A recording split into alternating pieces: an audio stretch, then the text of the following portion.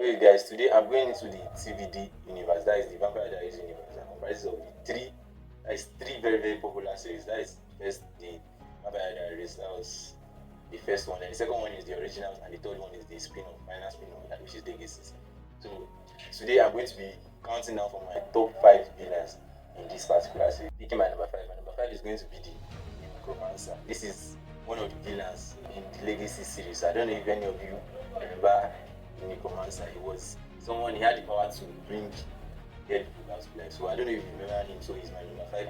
Right at my number 4, I'm going to be having Kai Parker. Kai Parker he has an appearance in Vampire Diaries. That is Vampire Diaries season 6, and he also appears in Legacy season 2. So if you know Kai Parker is one of my favorites, very funny characters. He's very someone that you can't predict, because he killed his own sister and he killed his other siblings just so that he can be the heir or be the only supreme child in the whole family unit. So that is going from number 4. In my number 3, I'm going to have Catherine Pierce. Catherine Pierce is my favorite character after Stephen Salvador in Vampire Diaries. She was basically the best character. I can say that. She basically portrayed a villain role to the best, and that was why I picked her as my number 3. Okay, at my number 2, I'm going to be going with Silas. Silas was one of the doppelgangers, the look-alike of Stefan. That is, he looked exactly like Stefan. This is his picture in case you don't know.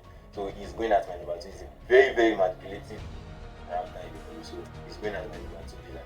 If you are a very huge fan of TVD universe, you should have known my number 1 villain by one. Number 1 villain is, of course, you all know, Klaus Mikaelson.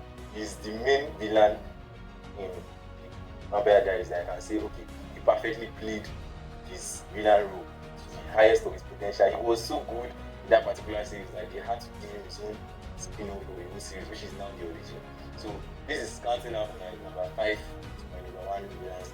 Number 5, so they had Necromancer. At number 4, I told you I have Kai Parker. Number 3, Catherine Pierce. Number 2, I had Silas, and number 1, I had Klaus Mikaelson. There are other villains that I could have added, like Dahlia, that is Klaus' auntie, and also I could have added Kid, and I could have added the one of he had a very short time on the originals, and he had a very very great impact as a villain in the movie. That is Papa Tunde.